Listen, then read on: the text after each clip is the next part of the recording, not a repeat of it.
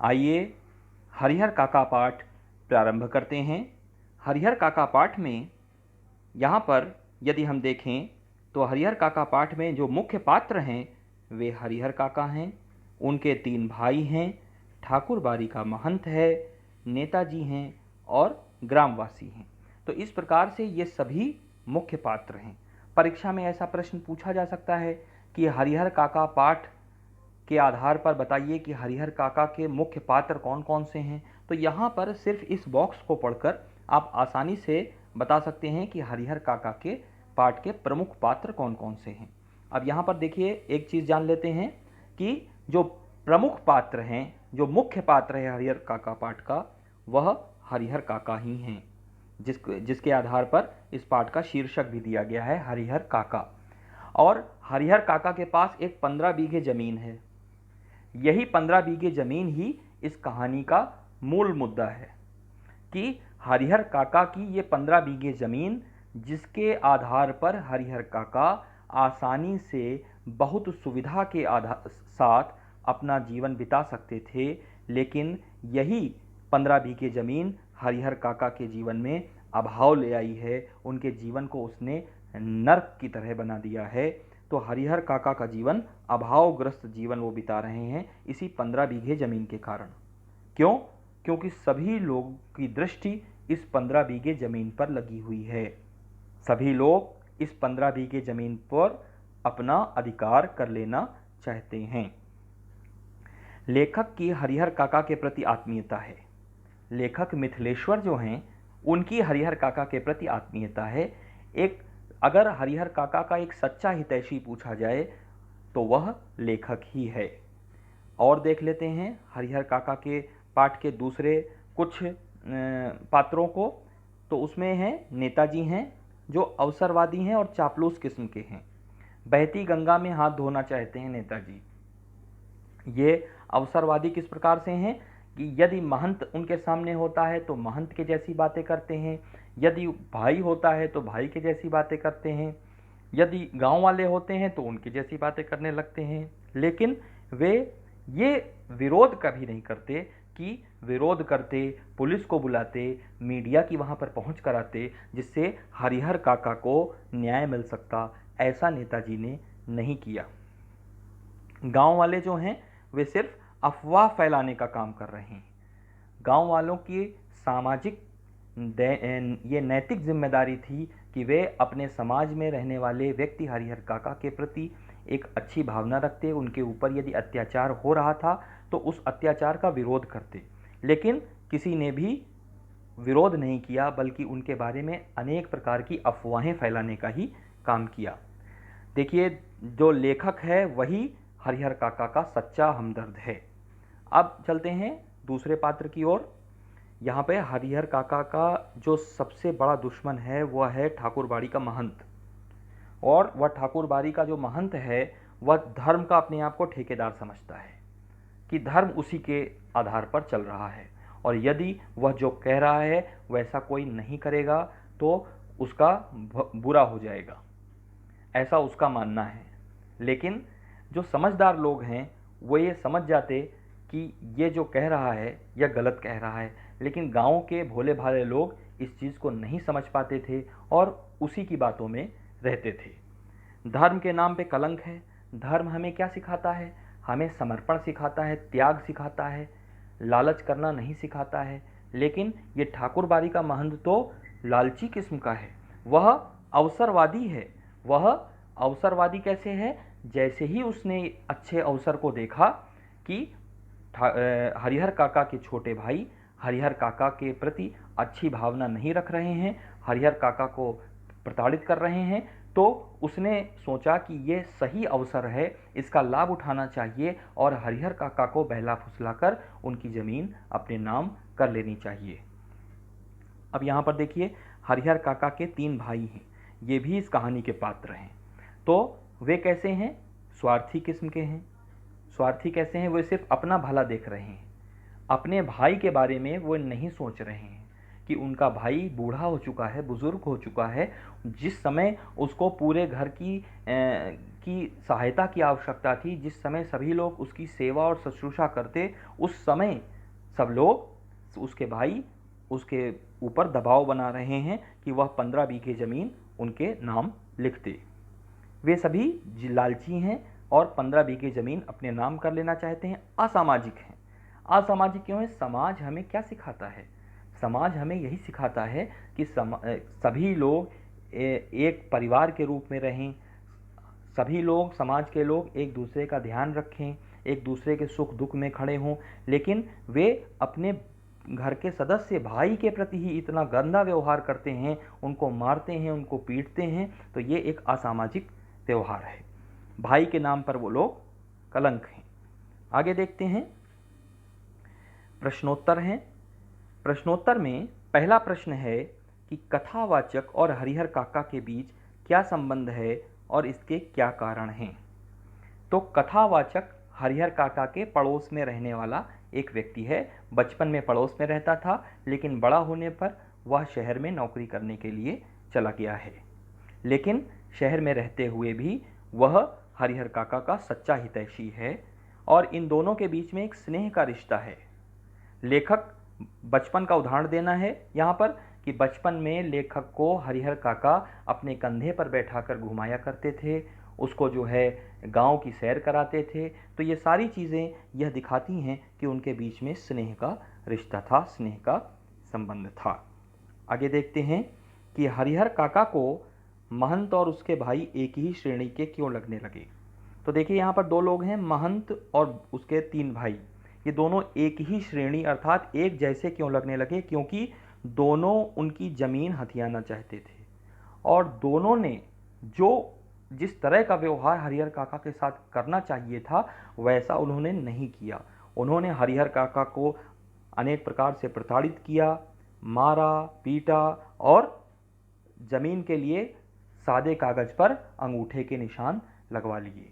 तो ये सब क्या सिद्ध करता है? ये सब यह सिद्ध करता है कि ये दोनों हरिहर काका के साथ सिर्फ इसलिए जुड़े हुए थे क्योंकि वे हरिहर काका की 15 बीघे ज़मीन को अपने नाम करवाना चाहते थे।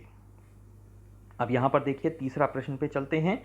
तीसरा प्रश्न है कि हरिहर काका के प्रति गांव वालों के मन में अपार श्रद्धा के जो भाव थे उनकी किस मनोवृत्ति का इससे पता चलता है? इससे यह पता चलता है कि हरिहर काका मतलब गांव के जो लोग थे, हरिहर काका पाठ में गांव के जो लोग थे वे धार्मिक मनोवृत्ति के थे। धर्म के प्रति उनका अंधविश्वास था। उनका ऐसा मानता था कि ठाकुरबाड़ी का महंत जो कहता है वही सत्य है और यही कारण था कि ठाकुरबाड़ी के महंत के द्वारा अनेक प्रकार के अत्याचार हरिहर काका के जब किए जा रहे थे तो किसी गांव वाले ने उनका विरोध नहीं किया, जबकि उनको विरोध करना चाहिए था, लेकिन तब भी उन लोगों ने विरोध नहीं किया। तो ये उन्होंने गलत किया। आगे चलते हैं, चौथा प्रश्न। अच्छा, एक चीज़ और है कि गांव के लोग जो है आधुनिक ज्ञान विज्ञान से दूर थे। तो गांव में रहने के कारण वे जो आधुनिक सोच है, उनकी सोच जो परिवर्तित हो जानी चाहिए थी समय के साथ, वे नहीं बदली थी। इस कारण भी वे लोग जो है हरिहर काका के प्रति अपना जो सच्चा कर्तव्य था उस कर्तव्य का पालन नहीं कर सके। चौथा प्रश्न देखते हैं कि अनपढ़ होते हुए भी हरिहर काका की दुनिया की बेहतर समझ रखते थे, कहानी के आधार पर स्पष्ट करना है। तो जब कभी भी ये कह दिया जाए कहानी के आधार पर स्पष्ट कीजिए, तो एग्जामिनर ये जरूर देखेगा कि कहानी से आपने उदाहरण दिया है कि नहीं। कहानी के किसी भाग को आपको यहाँ पर इस प्रश्न के आधार पर यह दिखाना है कि कहानी के कौन से पोर्शन से आपको ये लगता है कि हरिहर काका को समाज की बेहतर समझ थी। तो जब आप ये चीज़ दिखाएंगे तो आपको जो है अच्छे अंक प्राप्त होंगे। तो यहाँ पर देखिए, पढ़े लिखे नहीं थे हरिहर काका, तब भी यह समझते थे कि जीते जी जमीन नहीं देनी। पढ़े लिखे नहीं थे, उनको अनेक प्रकार के प्रलोभन लालच दिए गए, उनके भाइयों के द्वारा दिए गए और साथ ही साथ ठाकुरबाड़ी के महंत के द्वारा भी दिए गए। लेकिन उन्होंने जो निर्धारित कर लिया था, जो निश्चित कर लिया था कि मैं अपने जीते जी यह ज़मीन किसी को नहीं दूंगा। उन अपने छोटे भाइयों से वे हमेशा कहा करते थे कि जब मैं मर जाऊंगा तो यह ज़मीन अपने आप तुमको प्राप्त हो जाएगी, तुम्हारे नाम हो जाएगी, इसलिए अभी ज़मीन लेकर क्यों मेरे पीछे पड़े हुए हो। वे हमेशा ऐसा बोला करते थे। तो उन्हें दुनियादारी की बहुत अच्छी समझ थी। वे जानते थे कि यदि यह ज़मीन मेरे नाम से छोटे भाइयों ने या ठाकुरबाड़ी के महंत ने अपने नाम लिखवा ली तो निश्चित रूप से मुझको ये लोग दूध की मक्खी की तरह निकाल कर फेंक देंगे और मेरी कोई वक़्त नहीं रह जाएगी। चलिए अगले प्रश्न में चलते हैं। 5वां प्रश्न है ये कि हरिहर काका को जबरन उठा ले जाने वाले लोग कौन थे, उन्होंने उनके साथ कैसा व्यवहार किया। हरिहर काका को जबरन उठा ले जाने वाले लोग महंत के लठैत थे। लठैत थे मतलब महंत के लिए कार्य करने वाले लोग थे। और उन्होंने क्या किया, उन्होंने हरिहर काका को मारा पीटा, सफ़ेद सादे कागज़ पर अंगूठे के निशान लगवा लिए। हरिहर काका पढ़े लिखे नहीं थे, इससे ये सिद्ध हो रहा है कि हरिहर काका जो है पढ़े लिखे नहीं थे, इसी कारण वे जहाँ पर अंगूठे के निशान उनसे लिए जा रहे थे। गांव में उस समय पढ़ाई लिखाई का वातावरण नहीं रहा होगा। अगला प्रश्न देखते हैं कि हरिहर काका के मामले में गांव वालों की क्या राय थी और इसके क्या कारण हैं। तो देखिए संकेत बिंदु में गांव पूरा जो है 3 वर्गों में विभाजित हो गया था। एक वर्ग क्या कहता था कि धर्म को मानने वाला ज़्यादा था। वो वर्ग वो ये कहता था कि इस ज़मीन को हरिहर काका को धर्म के नाम पर महंत जी को दे देना चाहिए। ठीक है। दूसरा वर्ग क्या कहता था, दूसरा वर्ग क्या कहता था कि हरिहर काका तो बूढ़े हो चले हैं, उनको चाहिए कि वे अपनी ज़मीन अपने भाइयों को दे दें, जिससे कि इस ज़मीन का सही उपयोग उनके भाई कर सकें। उनका ऐसा मानना था कि मरने के बाद हरिहर काका तो बूढ़े हो चले हैं, अब उनको इस ज़मीन का क्या है पता नहीं, वो किस दिन मृत्यु हो जाए उनकी। तो दूसरे वर्ग का कहना था कि हरिहर काका को अपनी ज़मीन अपने भाइयों को दे देनी चाहिए। एक तीसरा वर्ग भी था जो प्रगतिशील वर्ग था और उसका यह मानना था कि हरिहर काका को अपनी ज़मीन अपने पास रखनी चाहिए, उसमें कोई विद्यालय इत्यादि खोल देना चाहिए, जिससे कि इस पूरी ज़मीन का जो झंझट है ये समाप्त हो जाए और सारे गांव को उनकी ज़मीन से लाभ हो सके। तो 3 वर्ग थे, तीनों वर्गों के अलग अलग विचार थे और इसको आपको अपनी जब लिखेंगे आप तो लिख सकते हैं। अब देखिए यहाँ पर 7वां प्रश्न है कि कहानी के आधार पर स्पष्ट कीजिए कि लेखक ने यह क्यों कहा कि अज्ञान की स्थिति में ही मनुष्य मृत्यु से डरते हैं। ज्ञान होने के बाद तो आदमी आवश्यकता पड़ने पर मृत्यु को वर्ण करने के लिए तैयार हो जाता है। तो यहाँ पर देखिए लेखक ने, इसका उत्तर मैंने आपको दिया हुआ है, इसको आप लिख सकते हैं। इसको आपको अपनी अभ्यास पुस्तिका में लिखना है। क्वेश्चन नंबर 7 को आपको अपनी अभ्यास पुस्तिका में लिखना है, नोटबुक में लिखना है। ठीक है। तो देखिए यहाँ पर उत्तर में पढ़ता हूँ। लेखक ने यह इसलिए कहा क्योंकि अज्ञान की स्थिति में अर्थात सांसारिक मोहमाया में पड़ा हुआ व्यक्ति मृत्यु से डरता है। उसको ये लगता है, सभी के प्रति उसका मोह और माया में पड़ा रहता है। वह यह नहीं समझ पाता कि उसे यह ज्ञान नहीं होता है कि मृत्यु तो अटल है। अटल है अर्थात निश्चित है। मृत्यु तो निश्चित है, मृत्यु तो होनी ही होनी है। ठीक है। जिसने भी इस संसार में जन्म लिया है उसकी मृत्यु निश्चित है। प्रभु मृत्यु के माध्यम से क्या करते हैं, हमें नया शरीर देते हैं और नया जीवन देते हैं। और जिसने यह समझ लिया ऐसा व्यक्ति मृत्यु से घबराता नहीं है बल्कि मृत्यु का स्वागत करता है। ठीक है। तो ये वाला जो प्रश्न है, प्रश्न संख्या 7, ये आपको अपनी नोटबुक में लिखना है। अगला प्रश्न देखते हैं कि समाज में रिश्तों की क्या अहमियत है, इस विषय पर अपने विचार व्यक्त कीजिए। क्वेश्चन नंबर 8 भी आपको अपनी नोटबुक में करना है। तो 2 प्रश्न हो गए, प्रश्न संख्या 7, प्रश्न संख्या 8। अब यहाँ पर देखते हैं कि संसार में रिश्तों की क्या अहमियत है।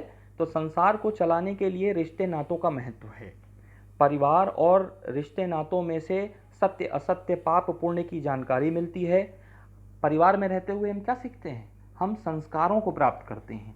संस्कारों किस तरह से हमें समाज में रहना चाहिए, किससे कैसे बात करनी चाहिए, हम बचपन से अपने घर वालों को देखते हैं और धीरे धीरे करके सीखते चले जाते हैं।